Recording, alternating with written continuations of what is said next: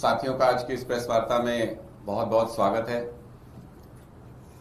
जिस तरीके से मोदी जी देश भर में तानाशाही चलाना चाह रहे हैं, आजकल मोदी जी और भारतीय जनता पार्टी को एक डर सता रहा है कि पूरे देश में तो वो तानाशाही चला रहे हैं, लेकिन गुजरात से उनकी जड़ें उखड़ना शुरू हो गई हैं।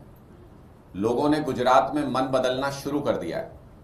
आम आदमी पार्टी का संगठन गुजरात के गांव-गांव तक पहुंच गया है और स्थानीय चुनाव में गुजरात के अंदर आम आदमी पार्टी जिस धमक के साथ इस बार चुनाव लड़ रही है, उससे भारतीय जनता पार्टी पूरी तरह से घबरा गई है। आप कहेंगे कि मैं ऐसा क्यों कह रहा हूं?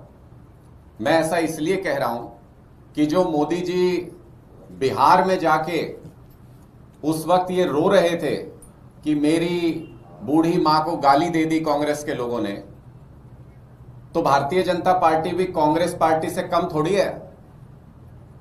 गोपाल इटालिया जी जो आम आदमी पार्टी के विधायक हैं गुजरात से, उनकी बूढ़ी मां को घर पर पुलिस को भेजा धमकाने के लिए। गुजरात के गृह मंत्री हर्ष सांघवी क्या साबित करना चाहते हैं? क्या वो कांग्रेस को टक्कर दे रहे हैं कि भाई प्रधानमंत्री की मां को कांग्रेसी गाली देंगे तो हम भी आम आदमी पार्टी के नेताओं की मां को घर जाकर के धमकाएंगे, डराएंगे?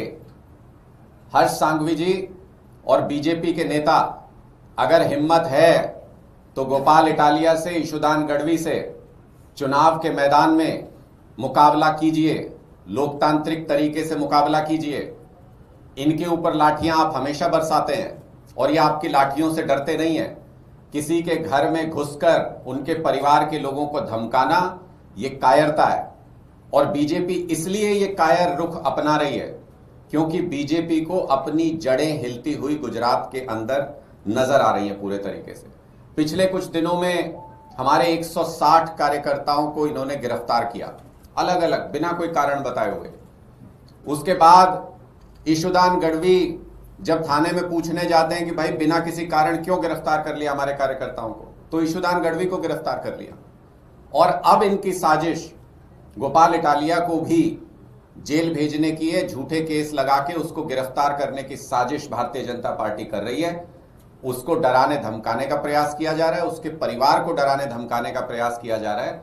और जब इनकी कोई चाल नहीं चली तो फिर इन्होंने एआई से एक ऑडियो क्लिप बना लिया और उसके जरिए गोपाल इटालिया को बदनाम करने की कोशिश की जा रही है। भारतीय जनता पार्टी की कोई भी ओछी हरकत अब चलने वाली नहीं है। गुजरात के लोगों को यह समझ आ गया है कि गुजरात के लड़के, गुजरात के युवा आम आदमी पार्टी की लीडरशिप के तौर पर पूरे गुजरात में गुजरातियों की लड़ाई को आगे बढ़ाने का काम कर रहे हैं, उनके मुद्दों के लिए संघर्ष कर रहे हैं। आप देखिए, हम इसलिए बार बार कहते हैं कि बीजेपी के लोग पढ़े लिखे नहीं हैं। ऑडियो क्लिप भी बनाया एआई से, तो क्या बनाया जिसमें पुलिस के प्रोसीजर की जानकारी गोपाल इटालिया ले रहे हैं, जिसमें कानूनी जानकारी गोपाल इटालिया ले रहे हैं। अरे भाई, गोपाल इटालिया पुलिस में ही थे पहले, उनको किसी प्रोसीजर की जानकारी किसी से लेने की जरूरत नहीं है। गोपाल इटालिया पहले पुलिस फोर्स में रह चुके हैं, उनको सब जानकारी है। वो पेशे से वकील हैं, उनको कोई कानूनी जानकारी भी किसी से लेने की जरूरत नहीं है। तो कम से कम एक फर्जी ऑडियो क्लिप बनाने से पहले अपना होमवर्क तो कर लेते भारतीय जनता पार्टी के लोग। इसी से समझ आता है कि पूरे देश में जो गतिविधियां इस वक्त चल रही हैं, उससे भारतीय जनता पार्टी बौखलाई हुई है, सकपकाई हुई है। और गुजरात में जिस तरीके से आम आदमी पार्टी गांव गांव तक, बूथ बूथ तक अपने कार्यकर्ताओं को खड़ा कर रही है, उससे भारतीय जनता पार्टी की जड़ें पूरी तरह से हिल गई हैं। अगर आपको इसका एक अंदाजा लेना हो तो पिछले 2 महीने का प्रधानमंत्री नरेंद्र मोदी जी का कैलेंडर निकाल के देख लीजिएगा कि उन्होंने कितने गुजरात के चक्कर लगाए, और उससे पीछे के 10 साल का उनका कैलेंडर निकाल के देख लीजिएगा कि गुजरात वो कितनी बार जाते हैं। इससे आपको अंदाजा हो जाएगा कि क्यों मोदी जी इस वक्त घबराए हुए हैं और क्यों आम आदमी पार्टी के कार्यकर्ताओं और नेताओं को गुजरात के अंदर धड़ाधड़ एक के बाद एक गिरफ्तार किया जा रहा है, डराया जा रहा है, धमकाया जा रहा है, उनके परिवारों को डराया जा रहा है। हर वो ओछी हरकत करने का प्रयास किया जा रहा है जो अलोकतांत्रिक है, जिसकी लोकतंत्र में कोई जगह नहीं। हम साफ तौर पर बीजेपी के नेताओं को, मोदी जी को ये कहना चाहते हैं, ये आम आदमी पार्टी है, ना हम तुम्हारे डंडों से डरते, ना हम तुम्हारी जेल से डरते, ना हम तुम्हारे केस से डरते। चुनाव के मैदान में जो दिल्ली के अंदर इन्होंने धोखा करके चुनाव जीता, उसका जवाब गुजरात के अंदर देंगे और मोदी जी की जड़ें वहीं से उखाड़ करके भारतीय जनता पार्टी को पूरे देश से बाहर करेंगे। जवाब दिया है चुनाव आयोग ने, जिस तरीके से दिया शैली पे अरविंद जी का भी इस पे। देखिए, मुझे लगता है कि बहुत ही दुर्भाग्यपूर्ण है। आज जो चुनाव आयोग का ट्विटर हैंडल जब मैंने देखा तो मुझे एक बार के लिए लगा कि शायद ये हैंडल हैक हो गया है, किसी ने इस पे फर्जी तरीके से इसको हैक करके इसके ऊपर पोस्ट कर दिया है, क्योंकि वो भाषा किसी भी तरीके से चुनाव आयोग की तो नहीं लग रही थी। किसी पार्टी के प्रति इस तरीके की भाषा का इस्तेमाल करना कि टीएमसी के लोगों को दो टूक जवाब चुनाव आयोग की तरफ से। क्यों भाई, आप कोई भारतीय जनता पार्टी हो, आप कोई पॉलिटिकल पार्टी हो जो टीएमसी के खिलाफ चुनाव लड़ रही है? दो टूक जवाब, इस तरीके की भाषा का इस्तेमाल एक कॉन्स्टिट्यूशनल पद पर बैठे हुए व्यक्ति जो पूरे देश के अंदर जिनकी जिम्मेदारी है कि वो निष्पक्ष तरीके से चुनाव कराएं, क्या उनकी भाषा इस तरीके की होनी चाहिए?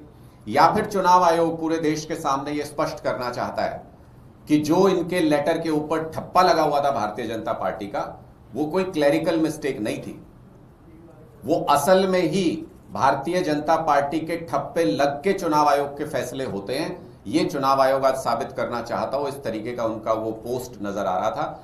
और जो टीएमसी के प्रतिनिधि मंडल ने बाहर आकर के बताया, जैसे एलिगेशन लगाए, अगर वो सही हैं तो ये बहुत शॉकिंग है कि चुनाव आयोग ने उनको ये कहा गेट लॉस्ट, चले जाइए आप यहां से। इस तरीके की भाषा का इस्तेमाल चुनाव आयोग का करना, जिस तरीके से लाखों वोट पश्चिम बंगाल के अंदर काटे गए हैं उनका कटना, सोशल मीडिया ऐसे वीडियोस से भरा हुआ है जिसमें पश्चिम बंगाल के अंदर लोग अपने डॉक्यूमेंट हाथ में लेके सैकड़ों की संख्या में खड़े हुए हैं कि हमारे पास पासपोर्ट है, हमारे पास 1945-47 के समय की जमीन की रजिस्ट्री है, हमारे पास ये सारे डॉक्यूमेंट है, हमारे पास 1995 का वोटर कार्ड है, उसके बावजूद वोट काट दिए गए लोगों के। इन सारी चीजों को देखते हुए स्पष्ट नजर आ रहा है कि ये चुनाव भारतीय जनता पार्टी के बस की बात नहीं है। ये चुनाव आयोग लड़ रहा है, भारतीय जनता पार्टी का मुखौटा पहन रहा है। आम आदमी पार्टी की तरफ से कौन जा रहा है? एक क्लब में वहां पर इम्पीचमेंट को लेकर पार्टी की, आपकी तरफ से कौन जा रहा है, क्या समर्थन? देखिए, मैं आधिकारिक तौर पे उसकी जानकारी अभी आपको दे देंगे कि पार्टी की तरफ से कौन जा रहा है। अभी संजय जी दिल्ली में नहीं है, तो कोई ना कोई और पार्टी की तरफ से प्रतिनिधि के तौर पर वहां पर जाएगा, उसकी आधिकारिक जानकारी हम आपको दे देंगे। ईरान और अमेरिका के बीच सीज फायर हो गया है, उसको लेकर जो भी घटनाक्रम हुआ, क्या आम आदमी पार्टी किस तरह है? मुझे लगता है कि जो विश्व गुरु का ढोल मोदी जी ने पिछले 12 साल से पीटा और जो सपना देश के लोगों को दिखाया, वो अंततः जो लगातार कहा जा रहा था गुरु घंटाल है, ये दरअसल विश्व गुरु नहीं है, वो आज साबित हो गया।